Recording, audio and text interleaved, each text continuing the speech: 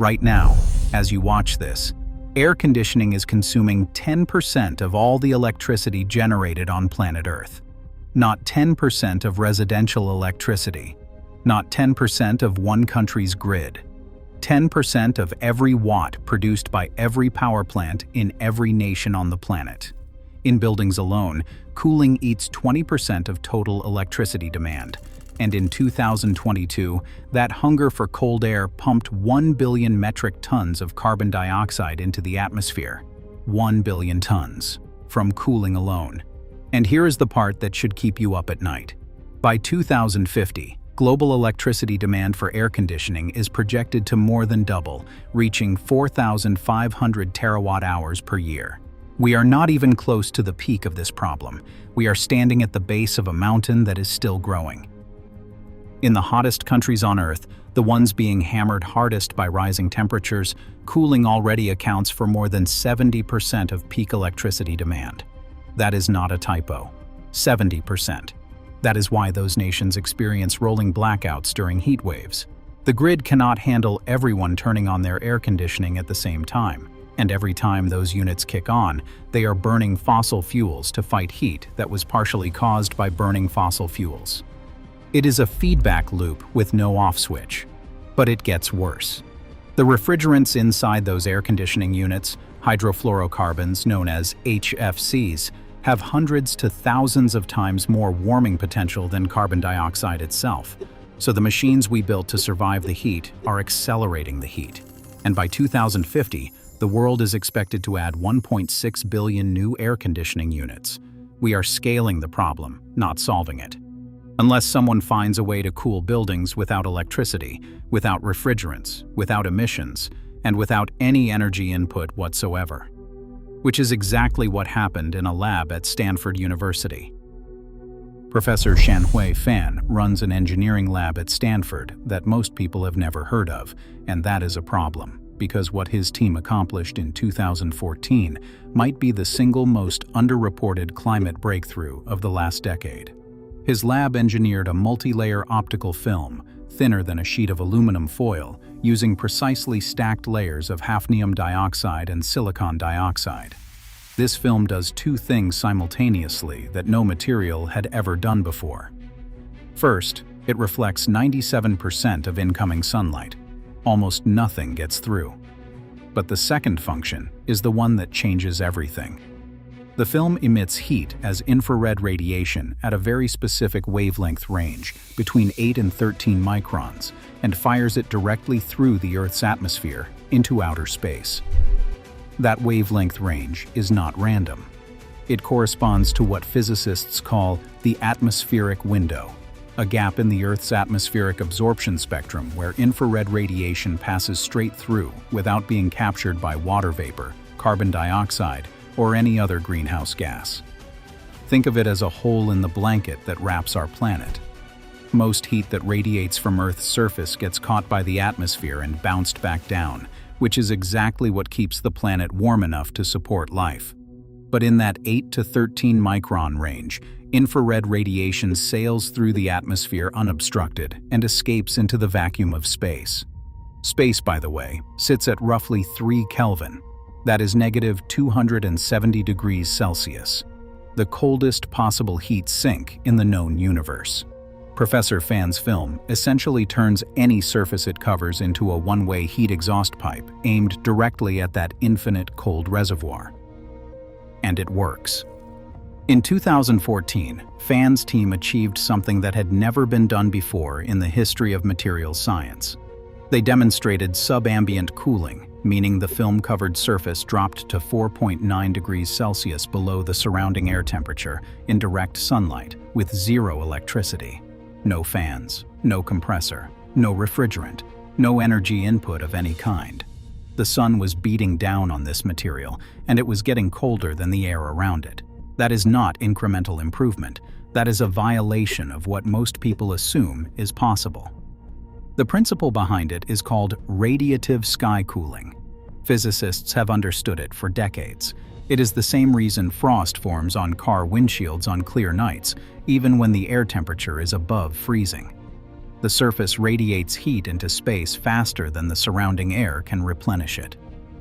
But nobody had ever engineered a material that could pull this off under the brutal thermal load of direct sunlight, where solar radiation overwhelms the cooling effect in any ordinary material. Fan's multi-layer film cracked that problem by being almost perfectly reflective to sunlight, while simultaneously being almost perfectly emissive in the atmospheric window. 2 jobs, 1 material, 0 energy. The results that followed have been staggering and almost entirely ignored by mainstream media. Lab-tested versions of the radiative cooling film reduced indoor temperatures by 8 to 13 degrees Celsius compared to windows with ordinary glass. A 2024 study measured the performance head-to-head. Glass with the radiative cooling film stayed 22.1 degrees Celsius cooler than glass treated with a standard commercial low-emissivity coating. 22 degrees. That is the difference between needing your air conditioner at full blast and not needing it at all. Real-world installations have confirmed the lab results. A supermarket roof fitted with radiative cooling panels demonstrated 15 to 20% energy savings on cooling costs. Transparent versions of the film, designed specifically for windows, cut air conditioning energy consumption by 11.5 to 25%, depending on the climate region. And the economics are almost absurdly favorable. The payback period on some commercial versions is as short as 2 months, not 2 years. 2 months. Some versions of this film cost roughly $30 per standard window. $30 to turn a window from a heat funnel into a cooling surface. So you have a technology that costs almost nothing, requires 0 electricity, produces 0 emissions, needs 0 maintenance, and can reduce cooling energy consumption by double-digit percentages. You would think governments would be mandating this on every building. You would think utilities would be subsidizing it. You would think it would be on every window in every sun-drenched city on Earth. And you would be wrong. Because in many places, it is effectively illegal to put this on your windows. Homeowners associations across the United States flat out ban or restrict window films, especially anything that looks reflective or metallic. Planned communities enforce aesthetic guidelines that prohibit any visible change to window appearance. You can repaint your shutters the wrong shade of beige and receive a violation letter within 48 hours, and those same communities will block you from installing a film that could cut your electricity bill by a quarter and reduce your carbon footprint by a measurable percentage. Building codes in various jurisdictions restrict window reflectivity percentages and mandate minimum visible light transmission levels, rules that were written decades ago when the most advanced window technology was a tinted sheet of plastic. The irony is staggering. Technology that could slash energy bills and carbon emissions by double digits gets blocked by cosmetic rules that were drafted before anyone had heard of radiative cooling, before climate change was on the public radar, before the grid started buckling under the weight of 400 million air conditioning units running simultaneously.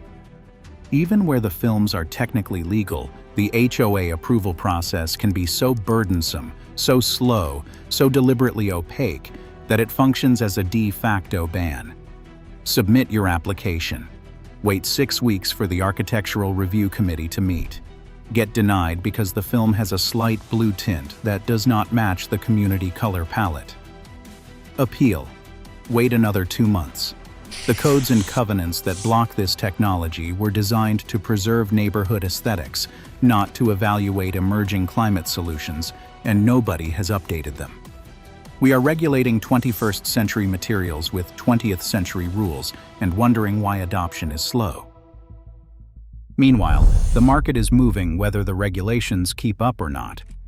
Stanford's research spun off into a company called SkyCool Systems, co-founded by Aswath Raman, who was Professor Fan's doctoral student during the original breakthrough.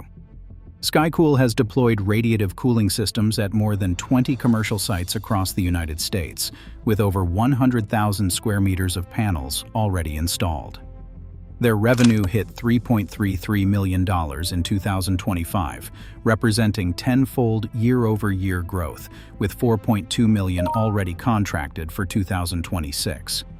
Manufacturing costs have dropped below $15 per square meter, and the company is targeting $8 per square meter by 2027.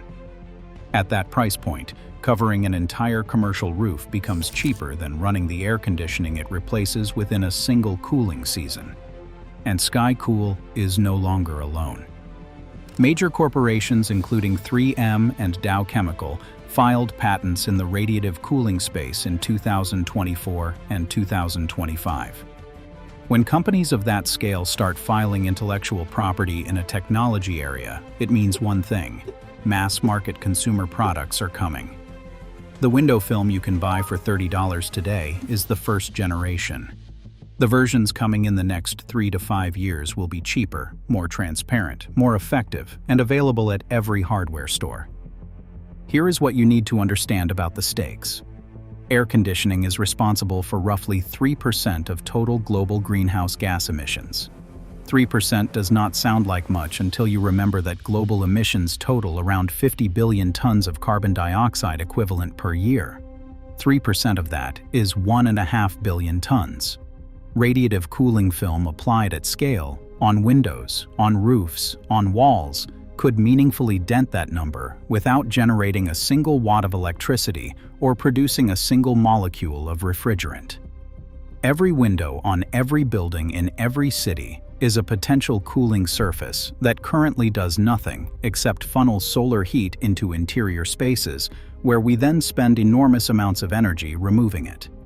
The surface area is already there. The installation is trivial. The cost is negligible. The physics has been proven for a decade. And that is the part that should make you angry.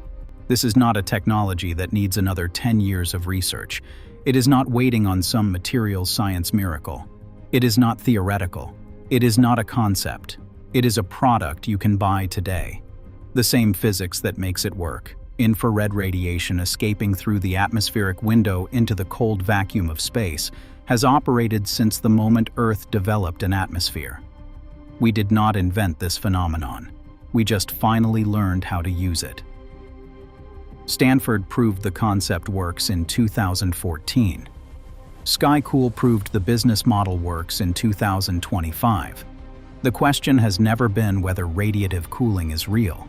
The question is whether the building codes, the homeowners associations, the architectural review committees, and the regulatory frameworks designed for a world that no longer exists will get out of the way before the climate forces the issue on their behalf. Because the atmosphere is not going to wait for your homeowners association to schedule its next meeting.